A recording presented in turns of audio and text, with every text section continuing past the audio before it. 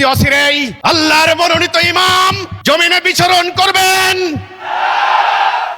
আল্লাহর মনোনীত ইমামের ডাকে সমস্ত জান্নাতি ফিরকা, সমস্ত মুমিন মুমিনা হামাগুড়ি দিয়ে আসবে, হিমালয় অতিক্রম করে আসবে, পঙ্গপালের মতো আসবে, আল্লাহর মালায়েক চলে আসবে, গগন বিদারী চিৎকারে আবারও আল্লাহর তাওহীদ প্রতিষ্ঠিত হবে, নিপীড়িত নারী পুরুষ মুক্তি পাবে, মানবতা মুক্তি পাবে।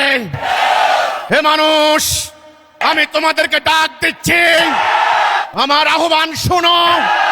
তোমরা বাঁচবে, তোমরা দিশা পাবে ইনশাআল্লাহ।